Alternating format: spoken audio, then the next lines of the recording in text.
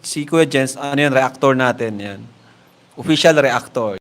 Hello mga kalingap! Welcome back sa aking YouTube channel, The Square Gen. So kung bago ka lang sa aking YouTube channel, huwag niyo pong kalimutang mag-subscribe at click the bell button para lagi ka updated sa ating mga bago upload na video. At huwag po natin kalimutan suportahan ang butim Kalingap sa pangunguna ni Kuya Val Santos Matubang, Ate Edna Vlog at syempre Kalingap Rob. At pakisuportahan din po ang mga kasamahan sa butim Kalingap. Nandyan po ang K-Boys, Kalingap Partner, Kalingap Reactor, at lahat ng charity vloggers sa buong Pilipinas at tumutulong sa mga kabayan natin na lahat may hirap. Suportahan po natin lahat, guys. So, ito mga Kalingap, meron tayong pag-uusapan po, ngayong araw po, ito po ay patungkol po kay Kalingap Jomar. Dahil lingid po sa inyong kaalaman, sa mga di pa po nakakaalam, meron pong nangyari pala kay Papa Joms, nitong pagpunta po nila sa Manila. Kasi nga po, di ba, alam naman natin, pupunta sila nung nakaraan, together with Velvet Box, Kalingap Rob, Jack, Franjoy, at iba pang mga kasama po natin mga Kalingap. Kasama niya ang kanyang agum na si Carla. At nagkaroon ng meet and greet mga Kalingap. So sa pamamasyal po nila mga Kalingap ay merong hindi inaasahang pangyayari na talagang nagdulot ng hindi maganda kay Kalingap Jomar. So yan po yung ating pag-uusapan, panonoorin po natin mga Kalingap at bibigyan ng reaction video. So ayan po, nakikita po ninyo mga Kalingap, itong nandito sa natin, sa background natin, nakikita po ninyo mga Kalingap. Kung makikita po natin, nag-ice skating po sila Papa Joms. Ayan, si Carla, ang Franjoy, nasa likuran nila. Nag-ice skating po sila mga Kalingap. Kung di ako nagkakamali, baka ito sa MOA to. At dito sa kanila pag-ice skating, merong hindi inaasahang pangyayari po na talagang ininda ni Papa Joms yung sakit mga Kalingap. So ito, panoorin po natin mga Kalingap. Pag-usapan po natin.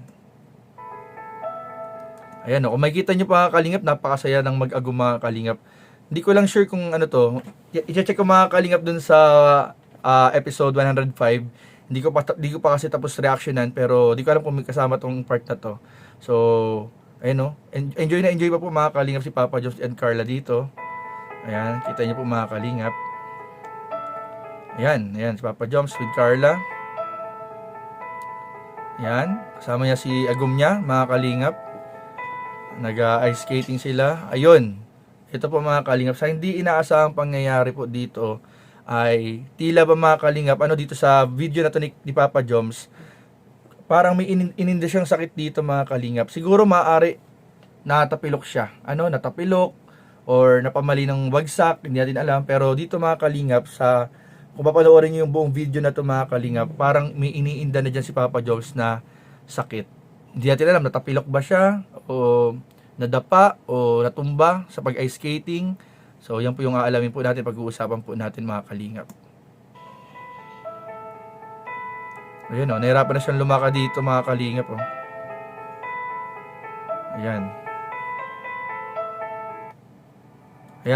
And dito mga Kalingap nasa na to. Di ko alam kung sa niya na to, sa apartment niya na dito sa Daet.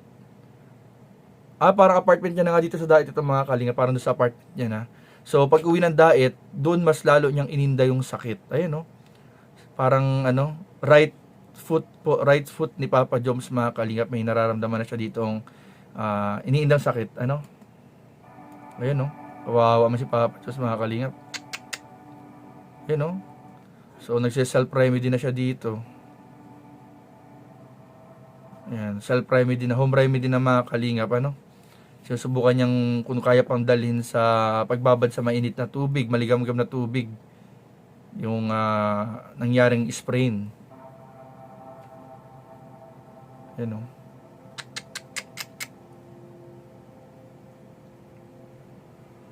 grabe. Ayan kitang-kita mga Kalingap yung sakit, iniinda ni Papa Joms yung sakit pa mga Kalingap kawawa man si Papa Joms. Ayan grabe po. Kaya dapat talaga guys, nag-iingat po palagi. Pero wala mang may gusto niyan mangyari mga Kalingap Talagang lang talaga siya. Aksidente lang yata siguro yung nangyari, na baka natapilok o yun nga, natumba, na mali ng bagsak. Ayan po mga Kalingap.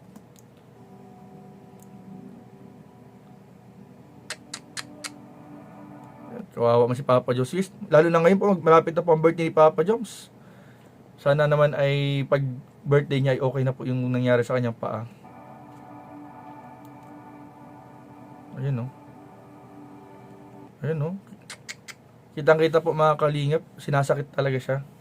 And imagine mga kalingap, kung nangyari yung insidente sa Maynila, during the whole travel pa nila, iniinda niya na yung sakit. Hindi niya lang siguro pinapahalata sa ibang video, sa mga vlogs, pero iniinda niya na yung sakit. Tapos pag uwi ng Daet, ayan, mas lalo niyang naramdaman. Lalo niyang naramdaman. Siguro namamaga na siguro yung paa. Ayan, kaya talagang ininda niya na yung sakit mga kalingap. Ayan, no. Kawawa man si Papa Joms, guys. Pa-check up na ako, bro.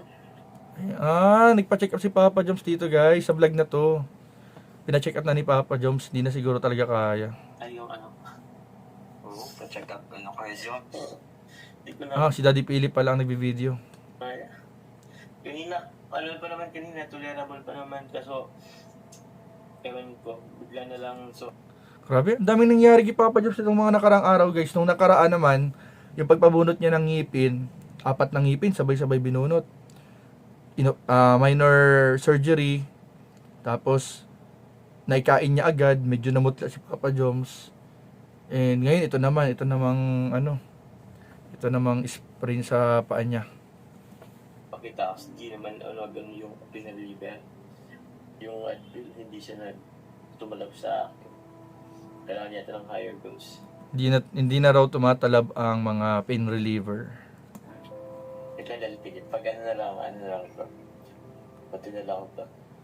Sige. Okay. Grabe, kahawan si Papa Jones, guys.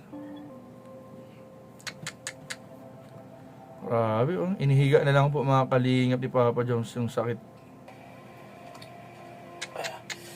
Actually guys, tapos na din ako guys na mag-live. Kaso, yun, grabe. Siguro magpapacheck up na lang po ako guys ng hapon. Pupuntahan po sana namin isang beneficiary ko po. Kaso, sobrang legit po yung sakit na yan. Hindi kaya. Nag-take na po ako ng mga ibuprofen, Advil. Pero wala pa rin po. Hindi siya tumalab. Gumamit din po guys ng omega painkiller pero hindi rin tumalab guys. Kagabi, nag-try ako pero tumalab naman siya pero just a couple of minutes lang siguro yun. Then bumalik ko ulit. Grabe, kahawan si Papa Jones po mga kalingap. Hindi ko alam guys kung uric acid ba to or alam ko kasi guys na naramdaman ko lang to after po nung mag-ice skating namin. Yung pag-ano po ng tawag dyan, yung sapatos po. Kain ko po kung andun or ewan, hindi ko alam kung ano lang. Ibig sabihin po mga kalingap, hindi naman siya aksidente. Walang nangyaring aksidente, hindi siya natapilok, hindi siya natumba. Sabi nga dito, pinagdududahan dito ni Papa Jones.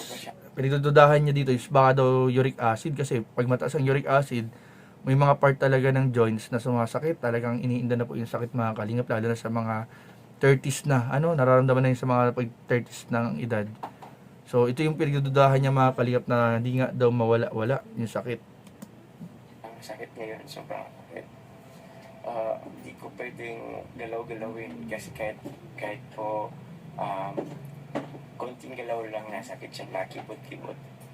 Baka arthritis na. Hindi ka arthritis na yan, Papa Jones? What more pa kung man po siya sa solid na bagay. Grabe po mga kalingap, di ko kayang panoorin. Naawa po ako kay Papa Jones. Kung gusto niyo po mapanood mga kalingap yung buong video na to, panoorin niyo po, upload po ni Papa Jones ito sa kanyang channel. So may title po nito na Aray ko po ang sakit. So, pero sigurado naman ako si Carla naman is palaging kinakumusta naman si Papa Jones kung anong nangyari. Pero ayan po, feeling ko mga kalingap kung hindi pala to dun dahil sa may nangyaring aksidente sa ice skating. Ito po ay maaring tama si Papa Jones, yung hinala ni Papa Jones, maaring may kinalaman din sa talaga sa uric acid, baka sa mga kinakain. kailangan ba mataas ang uric acid ni Papa Joms. Sana lang walang arthritis. Sana wag arthritis kasi mahirap po pag pag arthritis na. So, yun lamang po mga kalingap, sana po ay patuloy. Ipag-pray po natin si Papa Joms, ipag-pray natin na maging maayos na po yung kanyang pakiramdam para mabisita niya na yung mga beneficiaries, yung pabahay niya, at lahat po ng kailangang asikasuhin puntahan ni Papa Joms, papuntahan niya na. So, yun lamang po at maraming po salamat sa inyong panonood. Please don't forget to like, comment, share, and subscribe sa ating mga video. Maraming po salamat. God bless. Bye-bye.